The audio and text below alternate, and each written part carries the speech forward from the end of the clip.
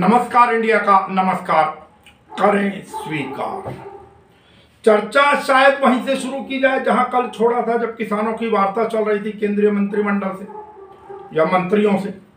और हमने कल भी कहा था कि हमें नहीं लगता कि इसके अंदर कोई निर्णय निकलेगा या कोई, बस इतनी सकारात्मक बात समझ लीजिए कि कल के बाद एक और मीटिंग अब आने वाले कल के ऊपर कर दी गई, अर्थात 5 तारीख को फिर से मीटिंग होगी।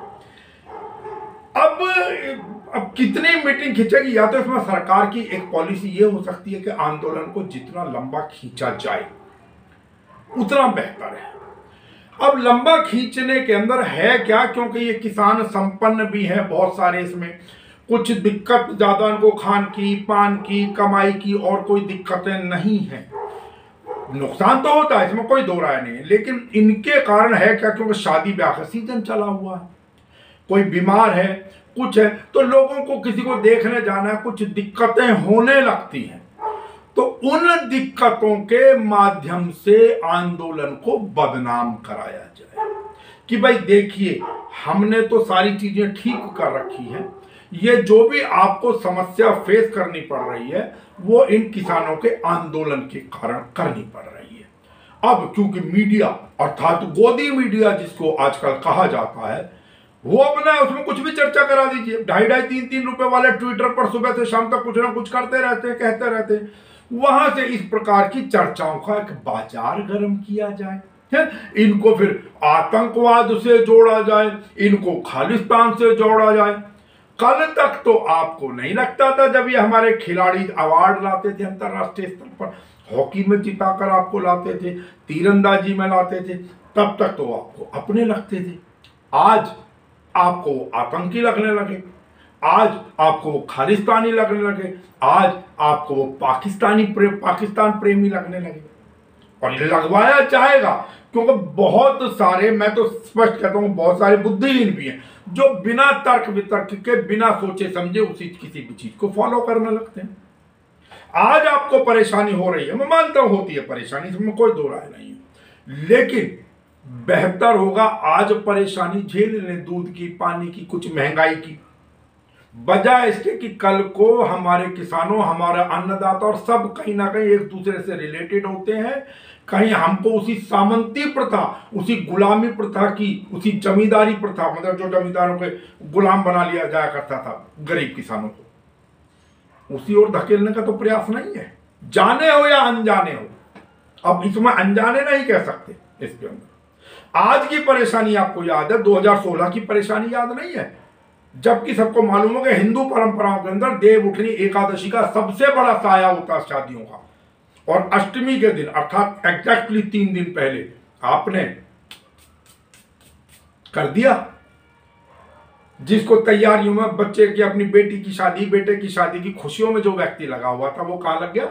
नोट की लाइन में। अब उसे परेशानी हो रही है, मैं सब्जी वाले को पैसे कैसे दूं, बैंड वाले को कैसे दूं, हर चीज के अंदर अनेक लोग, किसी ने सुसाइड कर लिया, किसी की हार्ट अटैक से मौत हो गई, किसी को कुछ हो गया। वो परेशानी याद होगी, सोच लेना इस परेशानी की थोड़ी बहुत कोई दिक्कत नहीं, सहयोग करें, मेरा कहने का अर्थ ये है। खैर चलिए, मैं इसके अंदर एक विशेष सत्र, अब कल की जो चर्चा के बाद, क्योंकि आपको भी पता है कि जो किसान संगठन है वो इस मांग पर अड़े हुए हैं कि संसद का विशेष सत्र बुलाया जाए और उसके अंदर ये पिछले 3 कानून रद्द किए जाएं और नया कानून बनाया जाए, और उस कानून के अंदर किसान संगठनों का भी प्रतिनिधित्व होना चाहिए। और ये टकराव का विषय है, वास्तविकता तो ये है। क्यों नहीं होना चाहिए भाई? आप अगर कोई चीज बना रहे हैं, कोई कानून बना रहे हैं, तो उस क्षेत्र के जो नीचे बड़े बड़े एनजीओ वालों से नहीं, जो आप ही लोगों से करोड़ों की एड लेते हैं और आप ही के गलियारों में घूमते रहते हैं, उन लोगों से नहीं, जो नीचे से जुड़े संगठन है, लोग हैं। अब आप कहेंगे कि किस किस को ढूंढते फिर भाई? जब चुनाव का दौर होता है तब तो आप ढूंढ लेते हैं कि भाई वो आदमी 20-30 वोटों को कन्वर्ट करा देगा, वहां से 50 वोटों की वहां में उम्मीद है, तब तो आप उनको भी ढूंढ लेते हैं। अभी खोजने में क्या दिक्कत थी? खैर, लेकिन कुल मिलाकर कहीं ना कहीं इसके अंदर टकराव की स्थिति है। हाँ, ये जरूर लगता है कि कल जो मीटिंग होगी उसके अंदर कुछ आवश्यक प्रावधान जोड़ सकती है सरकार। प्रावधान से मतलब जो भी किसानों को अपनी तरफ या अपनी तरफ झुकाने के लिए कुछ प्रावधानों का मसौदा तैयार करके सरकार जरूर आएगी, उनको जोड़ने की बात कहेगी और किसानों का रुख नरम करने का प्रयास जरूर किया जाएगा। अर्थात संबंधित जो कानून है उनके नियमों में, कानून में नहीं, उनके नियमों में कुछ बदलाव का प्रयास किया जा सकता है या बातचीत उसके ऊपर की जा सकती है। जैसे कि जो एमएसपी का मसला है कि भाई वो दंडात्मक हो, एक चीज, और जैसे अदालत का विकल्प पेश किया जा सकता है, मुझे लगता है, क्योंकि अभी तो एसडीएम डीएम तक ही कहानी अटकी हुई थी, वो विकल्प एक दिया जा सकता है। और जो बिजली विधेयक है, जो पराली जलाने के ऊपर फाइन वगैरह है, उनसे संबंधित बातों को की तरफ सरकार थोड़ा सा नरम रुख अपना सकती है। या जो अभी आंदोलन के दौरान केस दर्ज हुए हैं उसके संदर्भ में भी कुछ नरम रुख अपनाया जा सकता है, ऐसी उम्मीद हम करते हैं। अब है क्या आज के समय में, आपको भी मालूम है कि इस समय जो ढांसा बॉर्डर है, सॉरी मैं समझ जाऊंगा, जो सिंघू बॉर्डर है, वहां पर एक बैनर लगा हुआ था, मीडिया वालों सच बोलो। या वो लोग कहीं ना कहीं मीडिया, या मैं भी जिसको जो गोदी मीडिया एक नाम चल गया है, उनसे दूरी बनानी शुरू कर दी है। और क्योंकि इन लोगों को तो बड़ी दिक्कत है कि आप अगर इनसे बात ना करो तो ये आपके आंदोलन के बारे में कुछ भी कह दो, कुछ भी बकवास कर सकते हैं। और देखिए सबसे बड़ी चीज क्या है कि आंदोलन की गूंज, जो किसानों का शांतिपूर्ण आंदोलन, में फिर कहूंगा, आप बहकाए में ना आए, आतंकी जुड़ गए। आप गौर करें उन फोटोओं का, कहीं अलग से रेलवे लाइन पर ट्रैक पे 8 7 10 आदमी खड़े कर दिए, वो जोड़ दी गई है, खालिस्तान के नारे लगवा दिए गए। इस भीड़ में इतने लंबे एरिया के अंदर सिद्ध तो करो कि पब्लिक के बीच में कहां बैठे हुए हैं ये लोग, कहां है वो आतंकवादी। ठीक है साहब। तो मीडिया, अब बात है कि जो अंतरराष्ट्रीय स्तर पर भी आज हम, अब लोग कई कहते हैं देखियो जी विदेशों के अंदर ये हो गया, बदनामी हो रही है हमारी विदेशों में। भैया अभी तो आप सीना ठोक ठोक कर कहते थे कि मेरे पंजाब के हर दूसरे घर का व्यक्ति कनाडा में, उसने कनाडा बसा दिया जाके, वो अमेरिका के अंदर है, वो ब्रिटेन के अंदर है, झंडा गाड़ रखा है, मेरे देश का नाम रोशन कर रहा है। जो व्यक्ति तुम्हारे देश के अंदर पैदा भी नहीं हुआ, जो जानता ही, जिसने कभी आपके देश के अंदर की तरफ, बेशक वो भारतीय मूल का है, लेकिन जिसने आपके देश के अंदर कभी आया नहीं, वो जब कहीं अपना नाम करता है किसी भी क्षेत्र के अंदर, तब तो आप सीना ठोक कर कहते हैं जी भारतीय मूल का व्यक्ति, भारतीय मूल का व्यक्ति। अब आप वो जब डॉलर हिंदुस्तान में भेजते हैं तो हमें बहुत अच्छे लगते हैं। आज अगर उनके परिवार के किसी व्यक्ति को समस्याओं का सामना करना पड़ रहा है, वो कहीं अपने आप को, मतलब लगता है उसको कि भाई हमारे साथ अन्याय हो रहा है, तो क्या वो लोग आहत नहीं होंगे अपने इन परिजनों के प्रति? सोचिए साहब। तो नेचुरल सी बात है, वो वहां के दूतावास पे या जो भी उचित जगह होती होगी, वहां पर वो लोग अपना विरोध प्रकट करते हैं। और यही कारण है कि वहां पर कई देशों के अंदर, जर्मनी के अंदर, ब्रिटेन के अंदर, कनाडा में, अब एक वो पन्नू साहब है कोई, मतलब खालिस्तान विचारधारा से जुड़े हुए, वो अपना वीडियो जारी कर देते हैं यूट्यूब पे या कहीं भी, और यहाँ का मीडिया उसे बड़े तरीके से चलाता है, देखिए खालिस्तानियों ने हाईजैक कर लिया, खालिस्तानी विचारधारा तो नहीं घुस गई है। भैया आप बताओ, यहाँ के किसी किसान ने उस वीडियो को चलाया, उन पन्नू साहब या किन्हीं अलगाववादी को बुला के उनसे भाषण कराया? सोचें, क्या किसी को कोट किया आपने किसी भाषण में यहाँ के किसी नेता ने? वो तो कोई चर्चा नहीं कर रहे। ये जो मीडिया या तथाकथित गोदी मीडिया या जो कोई सा भी मीडिया, आप ही दिखा रहे, उनका भाषण यहाँ किसी को नहीं पता। यहाँ कोई नहीं बता रहा कि जी ये फलाने साहब जो है वहां पे, जो ये वाले नेता ये हमारे आंदोलन की चर्चा कर रहे हैं, हमें सपोर्ट दे रहे हैं। अरे वो तो अपनी अपनी बातें करके चले जाएंगे। ये ही मीडिया दिखा रहा है, आपको उकसा रहा है और आप उनके बहकाए में आ रहे हैं। अब आप इसको बीजेपी कांग्रेस में ना फैलाएं कि जी ये बीजेपी विरोधी है और कांग्रेस विरोधी है, और ये ना, छोड़ दीजिए उस चीज को, तो ज्यादा अच्छा है। बाकी जिसकी जो इच्छा हो वो आप करें। एक चीज और भी आपको मालूम है कि 8 दिसंबर को भारत बंद की घोषणा कर दी है किसान संगठनों ने। देखते हैं क्या होता है। और हरभजन सिंह मान, जो लोग पंजाबी गाने वगैरह सुनते रहते हैं, हरभजन सिंह मान एक अपने आप में बहुत प्रसिद्ध नाम है, प्रसिद्ध गायक है हरभजन सिंह मान साहब। तो उन्होंने भी, जो उनको एक लैंग्वेज डिपार्टमेंट है पंजाब में, उनकी तरफ से एक सम्मान दिया जाना था, शिरोमणि गायक अवार्ड करके, उन्होंने अभी वो लेने से मना कर दिया। सम्मान व्यक्त किया है सम्मान के प्रति, लेकिन उन्होंने कहा क्योंकि अभी हमारा जो कुछ भी सपोर्ट है वो टोटल किसान आंदोलन की तरफ है, अभी मैं सम्मान लेना उचित नहीं समझता। बाकी आपको पता है ये खिलाड़ी, पॉलिटिशियन सब धीरे धीरे धीरे धीरे कुछ साहित्यकार भी अवार्ड लौटा रहे हैं। तो ये सारी की सारी चीज़ें किसान आंदोलन से जुड़ी। हम उम्मीद करते हैं कि कल जब फिर से एक वार्ता होगी तो सरकार थोड़ा सा अपने ये अहंकार ही है, अपने अहंकार को एक तरफ रख के, अरे भैया वो तुम्हारी ही जनता है, उन्होंने तुम्हें वोट दिया है, तो कोई न्याय की उम्मीद करेंगे तो आप ही से करेंगे ना।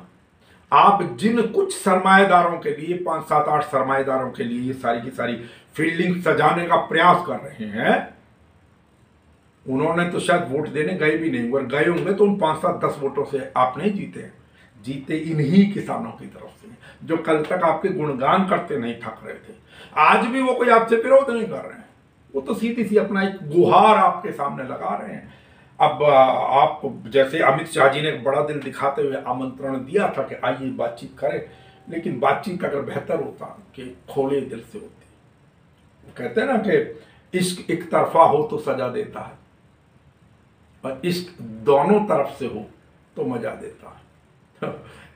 साहब, हम आपके, आप हमारे, बेहतर ये है, उम्मीद करते हैं कि कल बड़े खुले दिमाग से बातचीत दोनों तरफ से होगी और सौहार्दपूर्ण वातावरण के अंदर होगी, किसी प्रकार का कोई अहंकार नहीं होगा।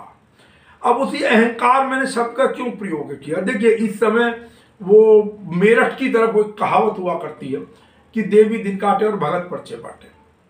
मोदी जी कैसे कैसे सरकार चला रहे हैं, सरकार को बनाए रखने के लिए कितनी मेहनत कर रहे हैं सुबह से शाम तक, और सत्ता पक्ष के सभी लोग, और उसका परिणाम भी आपने देखा कि हैदराबाद के अंदर भारतीय जनता पार्टी जहाँ कभी 4 थी, जो वहाँ के स्थानीय चुनाव थे, निकाय के या एमसीडी टाइप जो चुनाव थे, उनमें 4 से आज वो 48 सीटें जीतने में कामयाब हुए, जबकि यद्यपि टीआरएस ने 56 और असदुद्दीन ओवैसी साहब की जो AIMM पार्टी है वो 44, और रहा कांग्रेस तो उसको तो भूल जाइए, 2 सीटों पर सिमट गई है।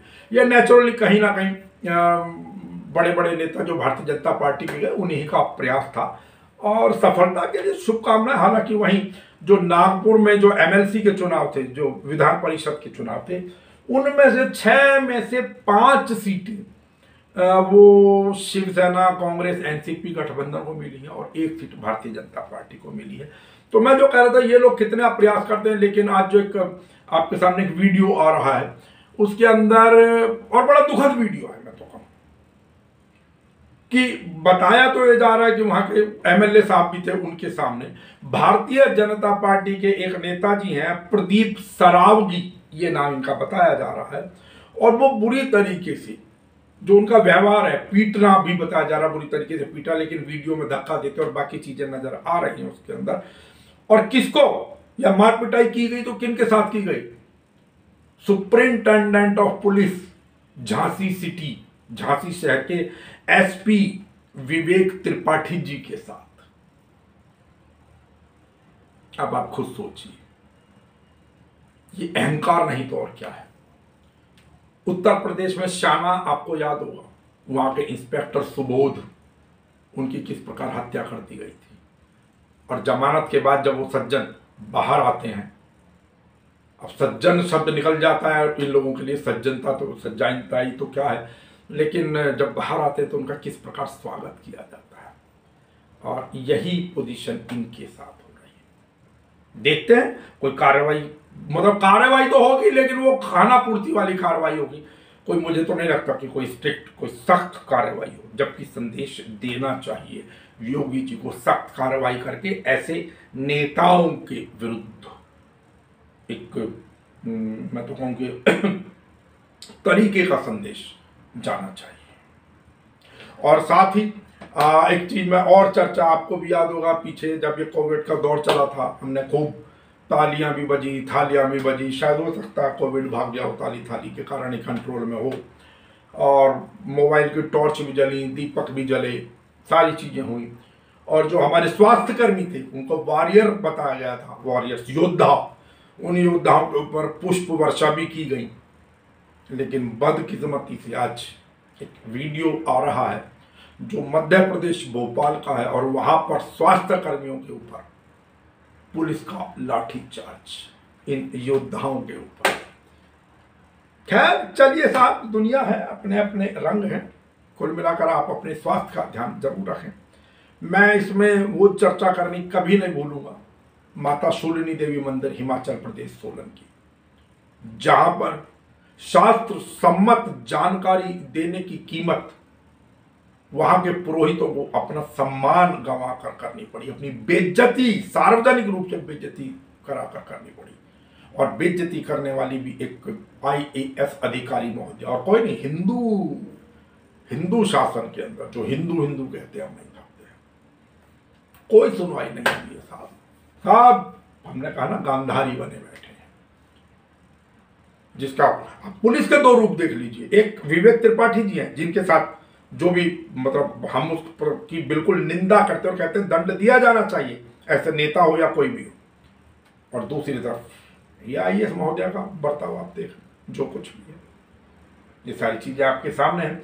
और इससे चलते चलते मैं जान के आ रही है, और क्योंकि नमस्कार इंडिया ने हमने एक मुहिम चलाई हुई है कि जो हमारी बच्चियां हैं, छोटी छोटी बच्चियों के साथ और महिलाओं के साथ जो कुकृत्य होते हैं, जो बलात्कार होते हैं, जो एक घृणात्मक कार्य होते हैं, उसके लिए हमने सभी मठाधीशों से, चाहे वो हिंदू धर्म के हो या किसी भी धर्म के हो, उनसे एक निवेदन हमने किया कि भैया आप बाहर निकलिए, अपने मठों से बाहर निकलिए, अपने मंदिरों से बाहर निकलिए, अपनी गद्दी से बाहर निकलिए, अपने संस्थानों से बाहर निकलिए, और एक आंदोलन के रूप में या जन जागरण अभियान के रूप में बाहर आए, सड़कों पर आए, सार्वजनिक स्थल पर आए और एक अभियान चलाए इस प्रकार के कुकृत्यों के विरुद्ध, जो भी आप तरीका समझते हैं।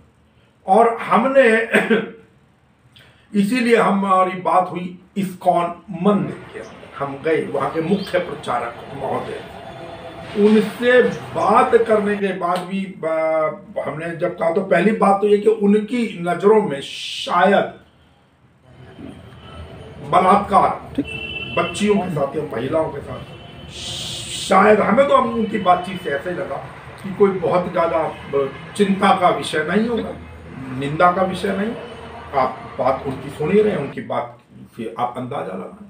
बालिकाओं के साथ, महिलाओं के साथ बलात्कार की घटना दिन प्रतिदिन बढ़ती जा रही है, और हमने अनेकों बार अपील भी की, लेकिन देखा कि जितने भी धर्माचार्य हैं, मठाधीश हैं, धार्मिक संस्थान हैं, वो इसके विरुद्ध, इस प्रकार के कुकृत्यों के विरुद्ध कोई आंदोलन नहीं चलाते। आंदोलन अर्थात आप मंदिर में जो व्यक्ति आता है वहाँ तो आप इसके विरुद्ध बात कह सकते हैं, लेकिन आंदोलन अर्थात सड़क पर उतरकर, जिस प्रकार आप अपने धर्म का, अपनी संस्थाओं का प्रचार करते हैं सभी धर्म वाले लोग, उस प्रकार इन कुकृत्यों के विरुद्ध आंदोलन नहीं चलाते। मैं क्या उम्मीद करूँ आपकी संस्था से? देखिए, कुकृत्य एक नहीं है जी, कुकृत्य जो है 4 प्रकार के महापाप हैं जी। एक व्यभिचार है जी, दूसरा मांसाहार, तीसरा नशा और चौथा जुआ। ये 4 प्रकार के जो है जिनमें कलयुग का निवास है जी। तो हमारा ये जो आंदोलन है केवल एक प्रकार के कुकृत्य के लिए नहीं है कि इसका हम विरोध करें जी, है? तो हम सब प्रकार के कुकृत्यों को जो है दूर करते हैं। जैसे मैंने आपको बताया कि अमेरिकी सरकार नशा को दूर करना चाहती है, तो नशा दूर हो गया जी। तो इसी प्रकार से 4 प्रकार के कुकृत्य दूर होते हैं जो हरे कृष्ण आंदोलन में आते हैं। तो हम सबसे पहले उनको हरे कृष्ण मंत्र का जाप बताते हैं, क्योंकि कुकृत्य होते क्यों हैं, इसका कारण क्या है, क्योंकि लोगों को अच्छा काम नहीं मिल रहा। जब लोगों को अच्छा काम नहीं मिलता है तो खाली दिमाग शैतान का घर।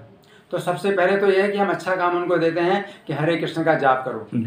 तो आप कुकृत्यों को आप बंद नहीं करा सकते, आप कितनी भी शक्ति लगाएं कुकृत्यों को बंद कराने के लिए, वो बंद नहीं होंगे कुकृत्य। लेकिन अगर लोगों को अच्छे कार्य में लगाया जाए तो लोग गंदे कार्य को अपने आप छोड़ देंगे। इसलिए अच्छा कार्य आप लोग नहीं दे रहे हैं, सरकार नहीं दे रही, कोई अच्छा कार्य का जो है कुछ उनका प्रोग्राम ही नहीं है।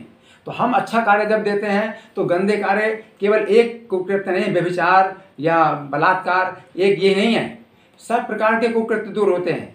तो ये एक ऐसा प्रकाश है जो प्रकाश सब प्रकार के अंधकार, चारों प्रकार के अंधकार को दूर करता है, सब प्रकार के पापों को दूर करता है। ये हरे कृष्ण मंत्र जब हम देते हैं तो लोग अपने आप ही छोड़ देते हैं कुकृत्य को, और वैसे आप जो है छुड़ाएंगे तो नहीं छोड़ेंगे, चाहे वो नशा हो, व्यभिचार हो, मांसाहार हो। 2 साल, 2.5 साल, 3 साल की बच्चियों के साथ आजकल जिस प्रकार दुराचार हो रहा है वो बहुत ज्यादा मन को झकझोर देता है। मेरा प्रश्न वही है कि आपकी संस्था क्यों नहीं इन कुकृत्यों के विरुद्ध आंदोलन करती बाहर? देखिए, आप मेरी बात नहीं समझ रहे जी, मेरी बात समझिए आप जी। जब प्रकाश का अभाव होता है तो अंधकार फैलता है। ठीक है, ठीक है। तो ये भगवान का जो नाम है ये इतना पवित्र है कि लोगों के जीवन को पवित्र बना रहा है। विदेशों में भी लोग जो है सब कुकृत्य छोड़ रहे हैं।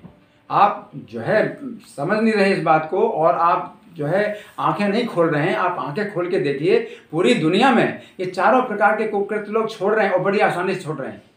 मैंने आपको बताया कि अमेरिकन सरकार ने मतलब इस बात से इस आंदोलन का स्वागत किया कि वो जो भी आंदोलन में शामिल हुए नशा छोड़ दिया। तो हमने नशा नहीं छोड़ाया उनका, वो नशा खुद छोड़ रहे हैं। वो व्यभिचार भी, नशा भी सब छोड़ रहे हैं, हम नहीं छुड़ा रहे। तो आप इस बात को नहीं समझ रहे। भारत की स्थिति आप देखिए ना, रोज आप समझिए कि हरे कृष्ण मंत्र का जो कीर्तन है इसको आप फैलाइए, आप खुद करिए, अपने जीवन में इसका जो है असर देखिए। मैं आपसे कहता हूँ कि आप हरे कृष्ण का मंत्र का जाप करिए 10 मिनट के लिए, कम से कम 7 दिन के लिए। आप देखिए आपकी चेतना में कैसा परिवर्तन होता है, आपकी चेतना कैसे शुद्ध होती है। तो आप चेतना को शुद्ध करने की बात नहीं कर रहे हैं, और आप कहते हैं कुकृत्य कुकृत्य। जब चेतना गंदी है तो कुकृत्य होंगे। आप कितना भी प्रयास करें, आप बलपूर्वक ही आप लोगों को जो है मतलब करें, लेकिन वो बंद नहीं होंगे। तो आप इस बात को नहीं समझ रहे कि खाली दिमाग शैतान का घर, उनको अच्छा काम नहीं दे रहे हैं। आप अच्छा काम नहीं देते हैं तो गंदा काम करेंगे लोग। उनकी चेतना दूषित हो चुकी है, हम चेतना को शुद्ध कर रहे हैं। प्रभु जी, मैं वही कह रहा हूँ कि आप क्यों नहीं फिर यहाँ से बाहर निकलकर लोगों की चेतना को, इसीलिए हम पूरी दुनिया में फैला रहे हैं। और आप लोग अगर सहयोग दें तो अच्छी बात है, लेकिन अगर सरकार वो है सेकुलर, उसको कहते हैं धर्मनिरपेक्ष, तो हम क्या करें? सरकार अगर सहयोग ना दे तो हम क्या करें? धर्मनिरपेक्ष है, अगला जीवन ही नहीं मानते। आज की शिक्षा अगला जीवन नहीं मानती। हम इसलिए इस बात को जोड़ देते हैं कि अगले जीवन को मानो। लोग अगले जीवन को मानेंगे तो इस जीवन में वो कुकृत्य कर रहे हैं, उसके आधार पर कैसे नरक की प्राप्ति होगी हमारे शास्त्रों में खुल करके लिखा हुआ है। लेकिन अगले जीवन ही नहीं मानते तो हम बताते हैं अगला जीवन मानो। अगले जीवन को मानोगे, इन कुकृत्यों के अनुसार आपको जो है कितनी यातनाएं भोगनी पड़ेंगी आपको पता चल जाएगा। अजामिल का जीवन, तो हमारी किताबें हैं, हम किताबें बांट रहे हैं। इन किताबों के द्वारा लोगों की आंखें खुलती हैं, अगला जीवन है। और ये गीता में भगवान ने बार बार इसी बात को प्रारंभ में कहा कि अगला जीवन है, नष्ट नहीं होते आप। तो फिर आप इस मनुष्य का जीवन जो प्राप्त हुआ है, आपको मनुष्य जीवन नहीं प्राप्त होगा। आप पशु पक्षियों की योनि में जाएंगे, नरक में जाएंगे, ये सब कुछ बताएं। तो आप पुस्तकें नहीं पढ़ते, आप किताबें नहीं बांटते, आप किताबें वितरण करिए, लोगों का जीवन शुद्ध होगा। ये तो कहते हैं हरे कृष्ण भजो, हरे राम भजो, ये करो, माला घुमाओ, पुस्तकें पढ़ो, लेकिन बारंबार हमारे कहने के बावजूद प्रचारक महोदय, मुख्य प्रचारक महोदय अपने मठ से, अपनी गद्दी से बाहर आकर आंदोलन करना कह लीजिए, जन जागरण अभियान चलाना कह लीजिए, उसके लिए तैयार नहीं हुए। उनके पास आ जाइए, बहुत अच्छी बात है, बहुत अच्छा लगता। मैं विशेष रूप से इनके लिए नहीं कह रहा हूं, लेकिन आप कई मठों में जाएं, मंदिरों में जाएं, सबको दक्षिणा लेनी तो बहुत अच्छी लगती है, लेकिन उस दक्षिणा की कितनी कीमत अदा। अरे ये तो किताबों में आज के समय में कोई कहीं भी पढ़ लेगा जो आप कथाएं सुना रहे हैं। आज धर्म की जिम्मेदारी है कि जो अधर्म, आप ही कहते हैं ना ये काम तो अधर्म का हुआ, इसका मतलब तो धर्म के ऊपर अधर्म हावी हो गया। आज के समय में हावी है। आप भी कहीं ना कहीं हार मान रहे हैं ना, जब आप उस अधर्म के विरुद्ध कोई कदम उठाने के लिए तैयार ही नहीं। समझ नहीं आ रहा है। कोई बड़ी मुश्किल से हाँ हूं कर देता है तो बाहर मैंने आज तक किसी धर्माचार्य, किसी मठाधीश, किसी कथाव्यास, किन्हीं शंकराचार्य, किन्हीं दंडी स्वामी को इन कुकृत्यों के विरुद्ध आंदोलन करते हुए, अभियान चलाते हुए नहीं देखा। आपने देखा हो तो मिलवाइए। विचारणीय प्रश्न है, चिंता का विषय है कि जो ऐसे ऐसे संस्थान हैं और यही लोग अगर बाहर नहीं निकलेंगे, आपके यहाँ कोई जाए, आप किसी ना किसी बहाने माला लीजिए, पुस्तक लीजिए, वो सिर के ऊपर रख देंगे, हमारा ये इतने की सेवा है, ये इतने की सेवा है, आप प्रसादम में इतने का ये प्रसाद, वो सारी चीजें, मतलब आप धन तो नहीं, बड़ी अच्छी बात है, खर्चा दीजिए, आप भव्यता प्रदान करते हैं, बिल्कुल कीजिए, बहुत खुशी की बात है। लेकिन क्या यही धर्म है जो आप कर रहे हैं? क्या इसी का नाम धर्म है? अगर इसी का नाम धर्म है तो ठीक है, फिर आज के समय में अधर्म इसीलिए हावी हो रहा है, इसीलिए दुराचार, व्याभिचार, ये सारी की सारी चीजें बढ़ रही हैं। सरकारों ने तो शराब आदि आदि सब कुछ खुला छोड़ रखा, लेकिन कम से कम सरकार ने इस चीज की तो छूट नहीं दी कि आप किसी भी महिला के साथ या किसी भी बच्ची के साथ दुराचार करें। उसके विरुद्ध सरकार के पास तो एक नीति है, कम से कम दंड का प्रावधान है। आपके पास जो जिम्मेदारी है उसका भी निर्वहन करना चाहिए। खैर चलिए, आज अपनी वाणी को यही विराम देते और इस उम्मीद के साथ कि कल शायद कोई सकारात्मक चर्चा हो किसानों के साथ सरकार की, और कोई बेहतर मार्ग प्रशस्त हो, ये उम्मीद ही कर रहे हैं। बाकी देखते हैं आगे क्या होगा। कल आपसे फिर मुलाकात होगी।